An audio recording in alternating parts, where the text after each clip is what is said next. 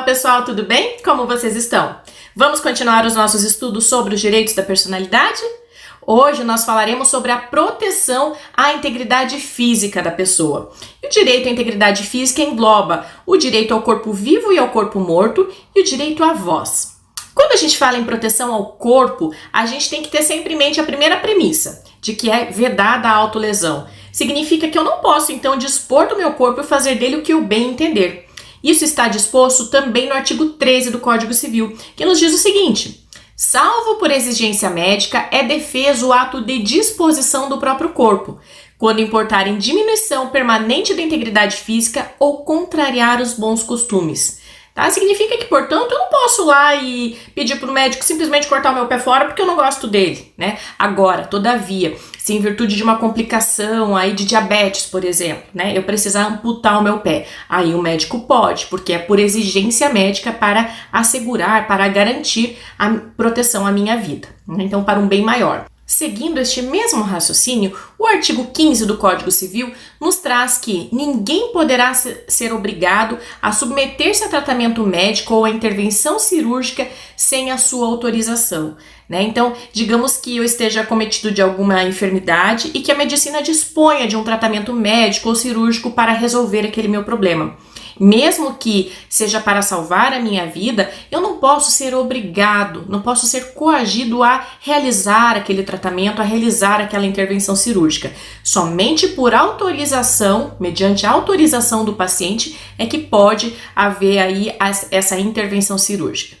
E aí vocês podem ficar pensando, prof, mas quando chega um paciente lá no pronto-socorro, né, vítima de um acidente, e aí não tem como pedir autorização dele, ele está inconsciente e não tem nenhum familiar próximo aí que possa autorizar aquele procedimento. Bem, neste caso, o médico é obrigado a adotar o procedimento necessário para salvar a vida do paciente, ok? É uma cirurgia, então, aquela que a gente chama de não eletiva, né, de urgência.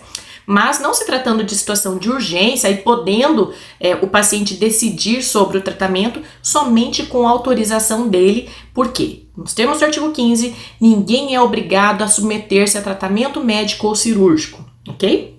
Outro assunto que gera bastante discussão quando se trata da proteção ao corpo vivo é a doação de órgãos em vida. Tá? Primeiro, a doação de órgãos em vida somente poderá ser realizada mediante autorização expressa do doador. Então, o doador tem que desejar e autorizar aquela doação. Jamais poderá ser feita sem o seu consentimento.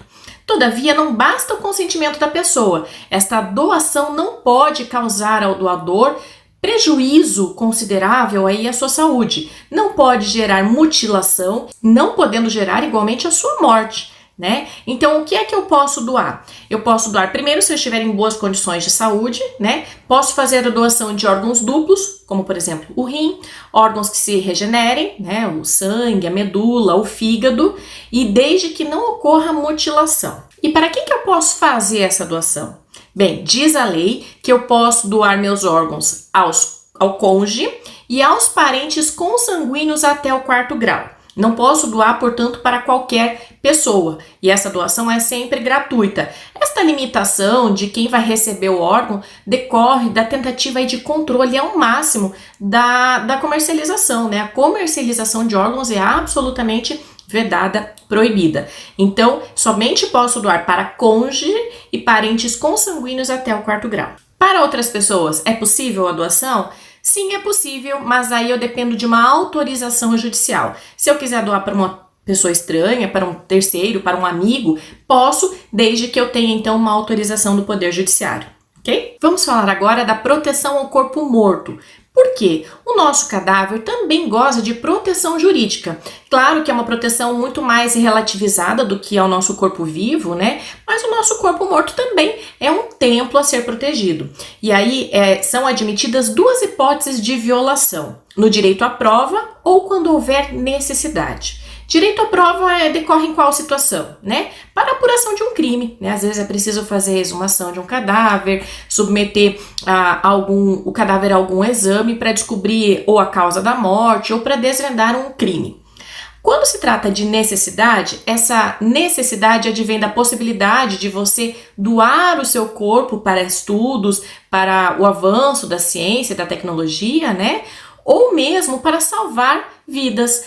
Quando aí é possível fazer a doação de órgãos após morte, né, quando houver a preservação aí dos órgãos e paralisação apenas da atividade cerebral, enfim, né, das necessidades, dos preenchidos os requisitos médicos para que o órgão possa ser doado, precisa também observar alguns critérios legais, tá? Como é que funciona a doação de órgãos após a nossa morte? Primeiro, a situação é regulamentada pela Lei da Doação de Órgãos, a Lei 9434 de 1997, que em seu artigo 4º traz quem é que vai decidir então sobre a possibilidade ou não de doação de órgãos. Diz o artigo 4º que esta decisão vai caber ao nosso cônjuge ou parente até o 2º grau. Tá? Então, quem vai decidir sobre a possibilidade de doação ou não de órgãos após a nossa morte serão o cônjuge ou parente até o 2º grau.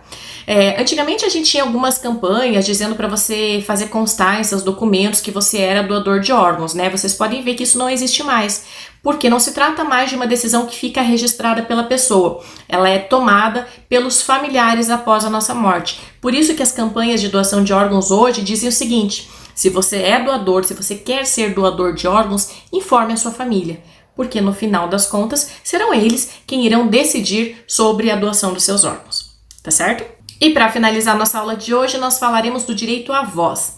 A voz nada mais é do que o som natural da pessoa, é uma extensão sonora da nossa personalidade, né? E apesar de ser algo abstrato, ela entra aqui na classificação dos direitos da proteção à integridade física, porque por muito tempo ela esteve associada à imagem. Por muito tempo a voz não tinha uma categoria autônoma, porque ela está sempre muito vinculada à nossa imagem, né? Imaginem aí quando vocês ouvem a voz de um artista que vocês gostem ou de uma pessoa famosa, você logo se remete à imagem desta pessoa. Mas, né, dado o reconhecimento da sua autonomia, ela ganhou uma classificação própria. E o que é que se protege quando se fala no direito à voz? Se protege o uso indevido e não autorizado do seu titular para lhe constranger, ou ainda, né, a imitação, seja para constranger ou até mesmo para enganar o ouvinte. Imaginemos aí quando pelo rádio, né, uma pessoa que consiga fazer uma imitação tão real e tão próxima